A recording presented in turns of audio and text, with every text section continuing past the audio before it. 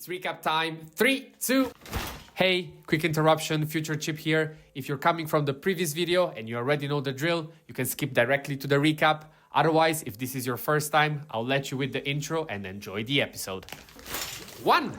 Hello everybody and welcome to the Shower Podcast, the podcast where I'm in my shower and you do you. I'm your host Chip and this is not my usual intro. This is a bit of a special episode. Unfortunately, I will be away for a few days and I found out this interesting way of filling the gaps with recaps from previous episodes. If this is your first time here, use it as an opportunity to find topics that you might be interested in and go back to listen to the original ones. If you are a usual listener of the Shower Podcast, well, again, this might be a rehearsal of topics that you might be interested in. Otherwise, I understand if you want to wait for me to be back. But in the meanwhile, the podcast needs to continue and we need to reach day 365. Having said that, I will not keep you longer. Thank you very much for listening. As always, a like and a subscribe. They are always welcome. And now, recap time. Welcome to the Deep Dive. Our mission today, well, it's pretty focused. We're tearing through some great sources provided by one listener, Chip, actually. That's right. Chip from the Shower Podcast. Exactly. We're diving into 3 of his episodes, 299, 300, and 301. He's put together this really interesting arc. Yeah, it's a great little trilogy he made. Goes from, getting your environment right to maybe not optimizing everything and then figuring out where you're actually heading. Totally. And if you like what you hear today, definitely go check out Chip's original episodes. He does a great job. Absolutely. Highly recommended. Okay, so let's jump in. Episode 299. This one tackles maybe the biggest myth in personal growth, the whole willpower thing. Right. Chip basically says, look, changing your behavior, it's probably not about having more discipline or motivation. It's about shaping your surroundings, your environment. Which sounds simple, but it kind of flips the script, doesn't it? Yeah. We beat ourselves up about not having enough willpower. Exactly. But Chip points to this finding from Duke University. It's pretty staggering, actually. What's that? They found that almost 45% of what we do, like every single day. It's not a conscious decision at all. 45%? Yeah, it's habit. It's stuff triggered by cues around us. The sound of your phone, the smell of coffee, the layout of your kitchen. Wow. So nearly half our day is just automatic, running on autopilot based on what's around us. Pretty much. And if that's true, then trying to just be more disciplined is kind of like swimming upstream. Right? Yeah. Exhausting. So Chip says instead of fighting the trigger, change the trigger. Redesign the environment. Make the good stuff easy and the bad stuff hard. And the examples he uses are so relatable, like the running shoes. Oh, yeah. Instead of burying them in the closet where you forget about them. Put them right by the bed, first thing you see.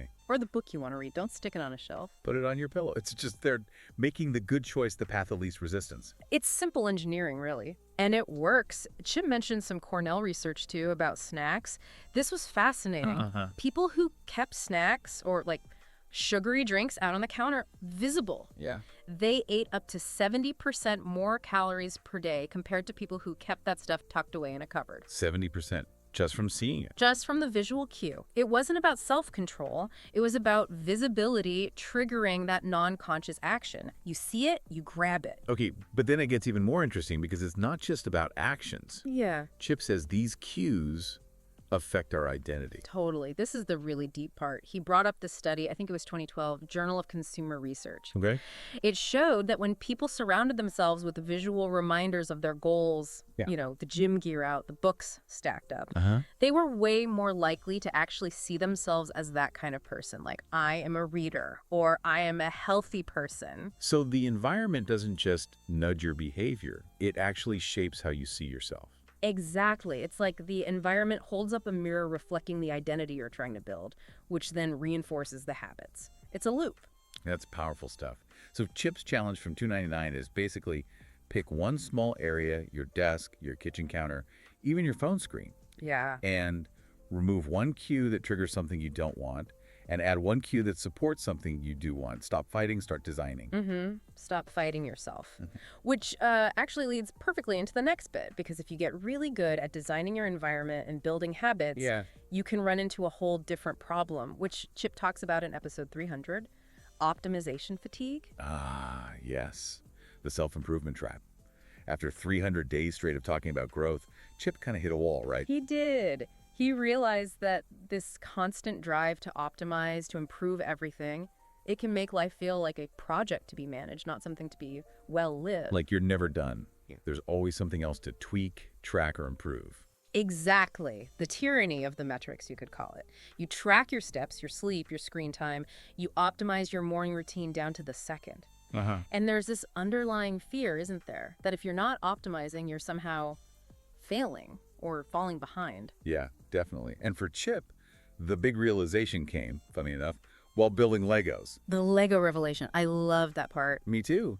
Because it was something with, as he put it, no end goal, no productivity, no measurable return. Right. Just pure process, enjoyment.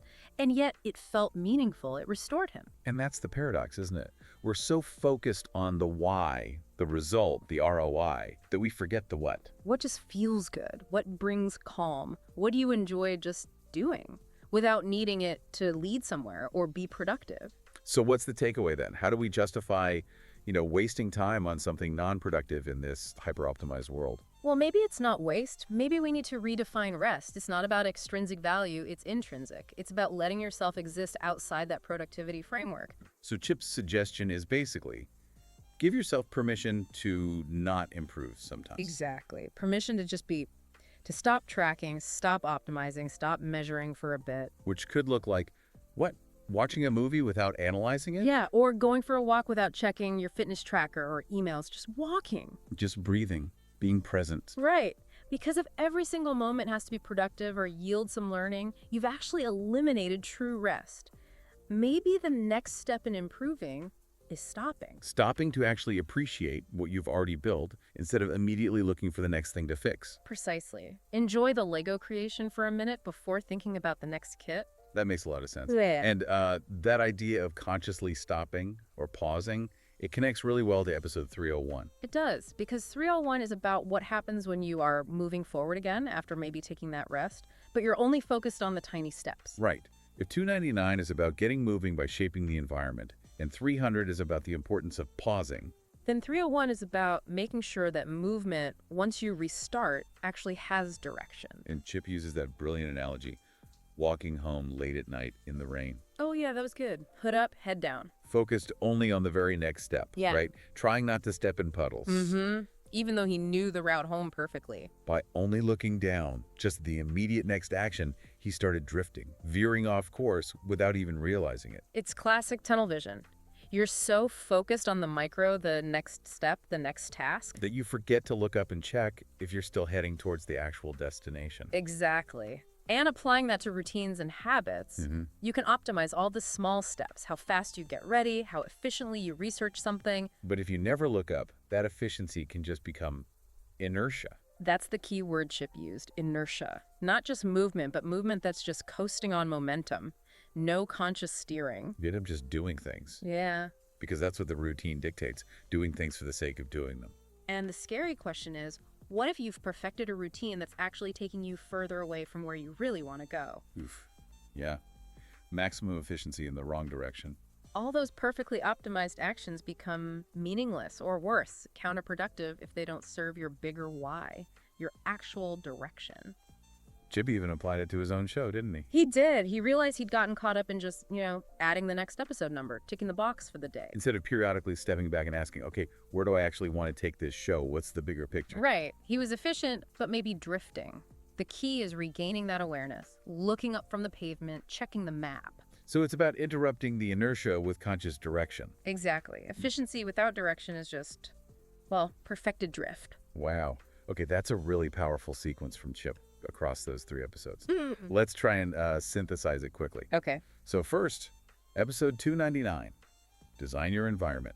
Make the good stuff easy. Rely less on willpower. Engineer your cues. Second, episode 300, give yourself a break from constant optimization, permission to rest, enjoy, and just be. Avoid burnout. Yeah, find your Legos. Remember the what, not just the why. And third, episode 301, when you are moving, remember to look up. Check your direction. Avoid mistaking optimized inertia for actual progress. Make sure your efficiency serves your purpose. Don't just perfect the art of walking fast off a cliff. Ah, well put. Okay, so that leaves us with a final thought for you, the listener. Right. Think about this. If your environment is perfectly designed, your habits are optimized, your daily actions are super efficient, but you haven't actually looked up and checked your ultimate direction, your big why, in months. Are you truly being effective? Or are you just getting really, really good at walking fast off course? Something to consider. Definitely something to mull over, maybe while you redesign your workspace. Thank you so much for joining us for this deep dive into Chip's work. Yeah, thanks for listening. See you tomorrow. See you tomorrow.